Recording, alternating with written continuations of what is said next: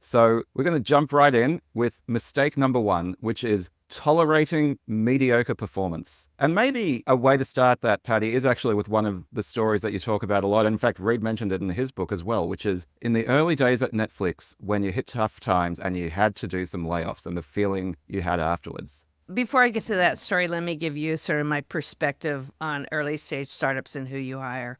So the first 50 to 100 people that you hire have three things in common. They're the smartest people you can find for what you can afford to pay them, right? So they'll come for the salary and they're very smart. They work very hard because the thing about early startups is that the problems that you're setting out to solve usually haven't been solved by anybody else. And so mostly what you do in early stage is make mistakes, right? Your whiteboard's not full of like, that was great. It's full of, we did not that, not that, not that, not that. So you want really smart people, people who work really hard and who believe.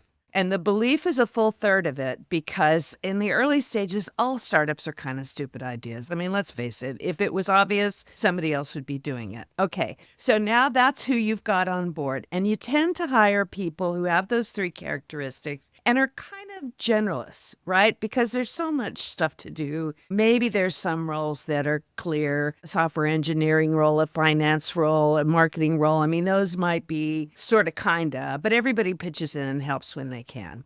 And so my secret sauce, the really important thing I want to tell those of you who are hiring in early stage startups, is hiring is a skill, it's a discipline, and you can learn to get better at it. So there aren't some people that are better at it than others. There aren't some people who have the most clever questions. There aren't some people who everybody likes the interview. I mean, there are all those things, but they don't really matter. So the most important thing to do, especially as a leader, is to look forward. Here's my methodology for hiring great people. In 6 months, if you hired the most amazing team, and everybody in the organization was like, oh my God, these guys are really getting shit done. This is incredible.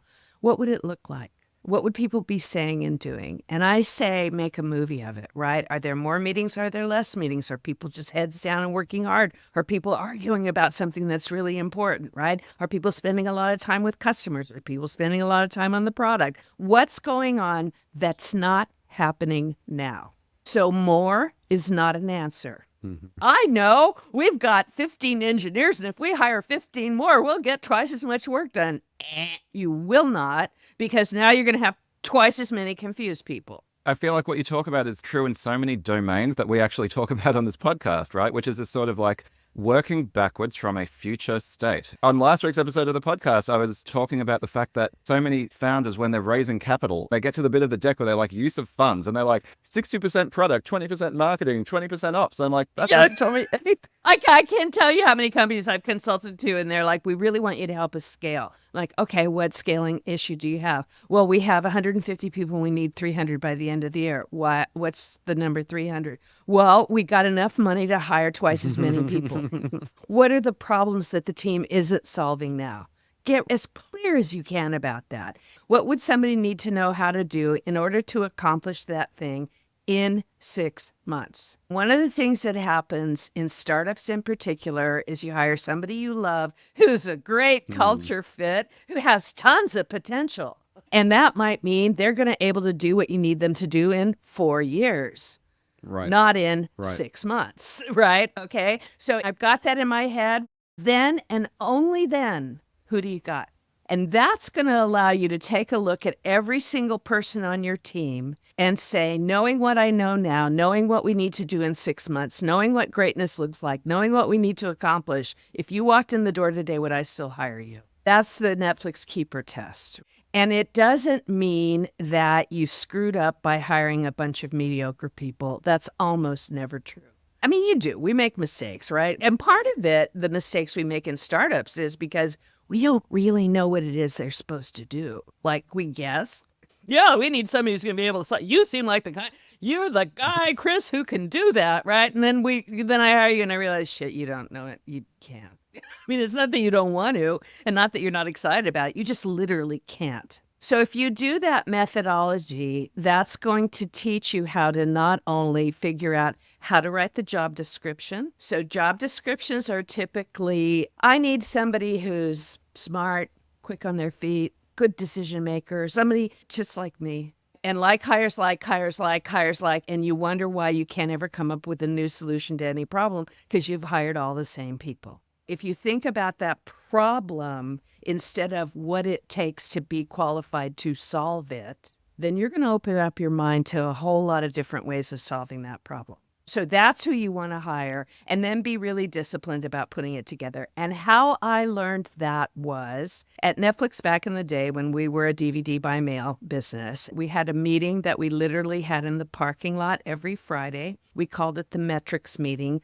We would pass out to everybody in the parking lot a sheet that had like our 6 top metrics on it, bar charts and graphs, right? Here's how much money we have. Here's what it's costing us to mail a DVD to a customer. Here's what marketing's costing. Here's what the payroll is. Here's what this is. Here's what this is. And oh, by the way, let's do the math. Here's what's coming in. Here's what's going out. And remember that in the DVD by mail business in particular, it was very, very capital intensive. We had to buy the discs, we had to buy the envelopes. So we weren't like at the time, most of the other startups that were a social network or just software. I don't mean that, but There's a real ops part of the business. The ops was the business. That was most of our innovation was around shipping DVDs. So it's the end of the year. We are literally running out of money. We are just out of money. And everybody knows that there's nothing left to cut. And so we laid off a third of the company. What we did was we said, if we succeeded, what will we need to be able to accomplish? If we really, really could pull this off, and if anybody is standing in that parking lot who's not directly effective in accomplishing that, then it's not that they're mediocre. We just don't need them. And that was like this huge scales from my eyes to be able to say, I wonder if I can actually say to another human, we just don't need you anymore. Yeah, it's hard. Right? Yeah. We don't need a sales force. Nobody wants to put ads on our service. We don't need people who are writing. We had all these people who wrote reviews, and we had hired them from all these magazines. But the truth was our customers would do it for free. We said, what if we were successful, if we were really successful and we went public? I looked around and my finance department had 2 people that had ever worked in a public company. And it's not that they weren't terrific. I mean, the head of payroll wanted to be a CFO some year, but not next year. So that's where it's not really that you make a mistake and hire somebody mediocre. If you do, that's just to chuck that. Right? It's just it's not going to work, right? You give somebody a chance, give them a couple of chances. If the truth is, in your heart of hearts they can't, then save everybody a lot of pain and suffering. We can go on to how I feel about performance improvement plans and stuff like that. But basically what I learned was after the layoff, we had a third as many people. That Christmas, DVD players dropped to $100. And if you were in America that Christmas, you had one under your Christmas tree.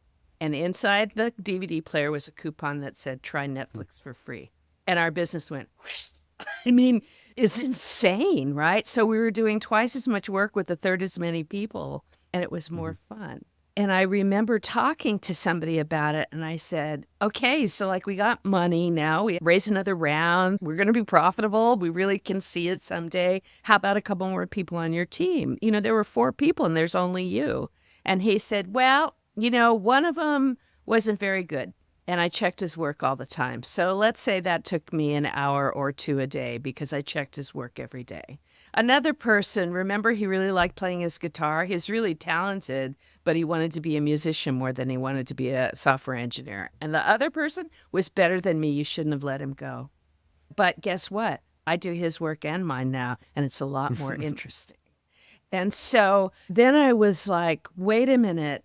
Maybe my understanding, because I grew up in Silicon Valley, was that the rule is you make more money, you have more customers, you have more revenue, you double the revenue, you double the profit, you double the employee base.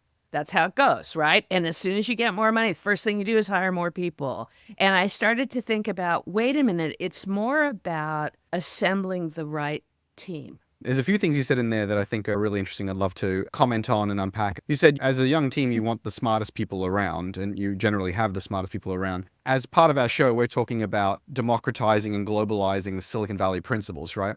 And you want to hope you have the smartest people around, because a lot of founders are often just hiring their mates and hiring whoever's around in their little town. And Because they're the only ones that'll come. I mean, it's easy. it's usually a combination of they're the ones that I know, they're the ones that are in front of me, they're the ones that'll come. That I can convince this is a good idea. Right, exactly. And so that point I think is worth making very clearly to founders listening is you need to try to find the smartest people around you. The other thing you said is that hiring is a talent and one that you can develop. And I've mentioned on the show before, I considered myself really crap at hiring until I joined Uber, where like 20, 30, 40% of my job was to hire. After you do it for a long time, you start to get good at it and detect patterns.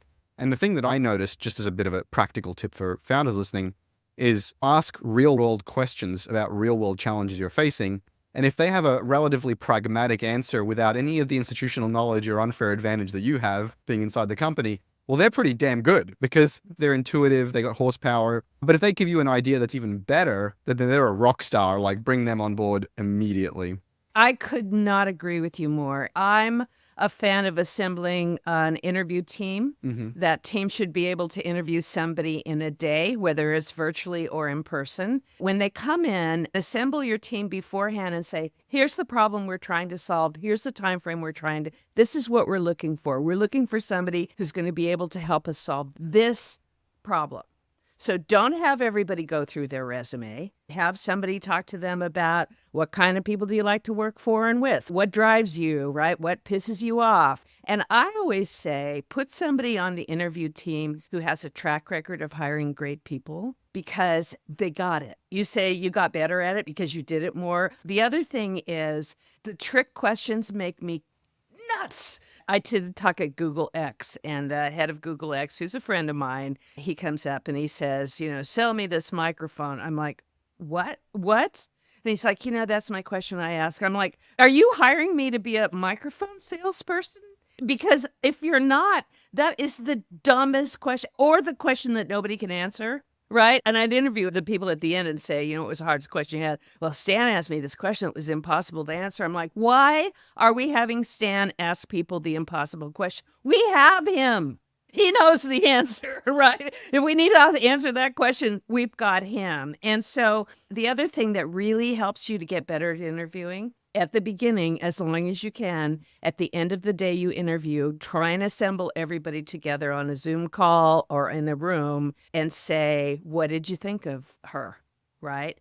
And you don't want I liked her a lot. I want to have a beer with her. She's pretty funny. I want to ask, what question did you ask? What answer did she give that made you feel like she would be a good fit? And what you learn about doing that is, that's where I get all my good questions. I steal them for people. I'm like, oh, that's good. I like that. That's good. And usually what I do when I interview is I pick something on the resume and I just pull the thread, right? Oh, wow, you were responsible for delivering that product. That's a big, I use that all the time. So tell me about that. It doesn't say you were a manager or director, so were you in charge? No. Oh, you're an individual contributor. Okay, that's great. How many people were on the team? 700. Okay. And was it on time and high quality? No. Okay. Well, what would you do differently next time? Right? Because I don't care if people have screwed up. I want them to learn from it, right? And that's who you want to hire in a startup, especially. You want to hire people who aren't afraid of going out on a limb and trying something and learning from it if it doesn't work. One of the things that we've been circling around, we called mistake number 1, tolerating mediocre performance and not tolerating mediocre performers, right? And there's a world of difference there. And I think that's one of the things that I really took from your whole approach. You've already mentioned it in passing, is that performance is contextual. It's contextual to the stage of the company, to the culture of the company, to a person's skill sets, to what needs to be done. That's right. Right? And so one of the things you talk about a lot in your book is how you hate the word firing and how personal it is and how moving someone on becomes such a personal judgment of their worth. That's how it's often perceived, right? But what we're really saying is, we've talked about sports teams. It's a sports team. It's not a family. There are a lot of specialized positions, right? And what you care about is the overall performance of the team. And back to context, are you in the minor leagues or are you in the major leagues? Where are you ranked in the standing? Who are your competitors? What are their advantages and disadvantages? What are yours against that? And so the team metaphor really worked for me because people would say, does that mean I have to try out for my job every year? And the answer is, yeah. Don't we all? I mean, isn't that the truth? Like another thing I really hate is I hate annual incentive bonuses because when you come down to it, it only incentivizes people to be there on the day you give the bonus, no matter how complicated you make it. If I worked for the company one time, I'm like, so how long have you been doing this? 7 years. Wow, that's interesting. God, I mean, it took us 4 hours for me to understand the incentives on this corporate thing. You got stock, you got... I'm like, have you ever not paid it? No. So it's not a performance incentive bonus, it's deferred compensation. All I have to do is be employed on December 31st and I'm going to get it January 15th, right? So that's what you're incentivizing, by the way. That's actually your best case scenario, Patty. Quite often along the way, you generate a misalignment with what you actually want people to do because they don't know they're definitely getting their bonus. And in startups, it's such a waste of time, especially. You got a customer to serve. You got a product to, you got work to do. I mean, nobody needs to be spinning. It's like when people tell me they want to write a culture deck. I'm like, okay, well, get a product. You referenced the Netflix culture deck. Something a lot of people don't know about that. So if those of you who are out there, if you haven't seen it, it's this PowerPoint presentation. We wrote it. It took us 10 years. Did you hear me? Yeah. 10 years. Yep, 10 years. To write it. And we wrote every chapter after the chapter before. And so back to hiring the right people, one of the chapters is called High Performance. And in order for me to create a system, or for all of us to create a system where we had the vast majority of people really performing what we needed them to do at the time we needed them to do it, it took changes everywhere in the company. I had to make it okay to say goodbye. For example, if all of a sudden we switch from DVD by mail to streaming, and the vast majority of the people are working on DVD by mail. And what we want to do is we want to keep that good and we want to keep it great for our customers. But we don't need 1,000 people in that division anymore.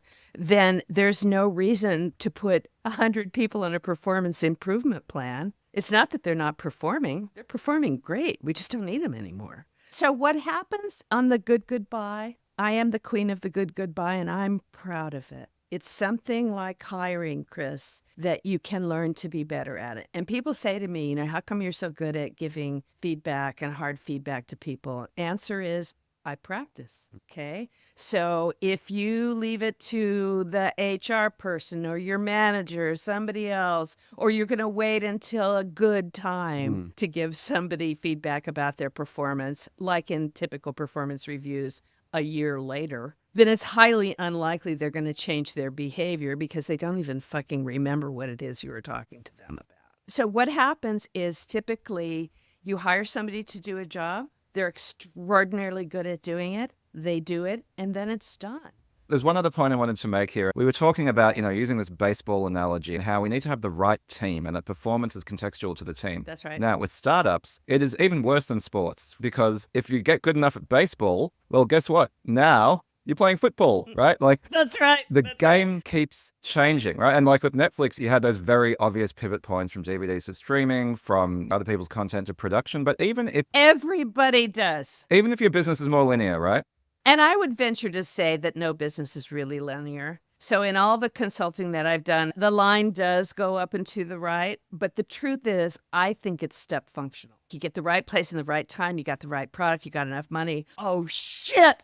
Half of the time, the problem is that you're successful. And now all of a sudden, somebody wants what you're building and somebody's willing to pay you for it. And now you got to get it done like fast, right? And you got to get it done well. And so that's the other. So one of them is sometimes you hire somebody to do something and they do it and it's done. The second thing is the business changes radically and or the scale. So I think that humans can imagine about 5x, maybe 10x. But it's really hard to imagine 100 unless you've seen 50. Step functional scale is a tough thing to do when you drag everybody along who doesn't really have any experience. That's the second thing. The third one is you change management, you hire a new person, and that person just wouldn't hire that team that you've got. And it just happens. And that's going to happen your whole career. Get used to it. Don't take it personally. So connecting the dots, right? The reason we're talking about all this is that mediocre performance is a function of context. Context is always changing. Right. And therefore, what you said, that, the good goodbyes is about saying that, of course, you have to move people on you. Of course, you have to change the composition of your team as the game on the field changes, as the context in which you're operating changes. And so that's so important.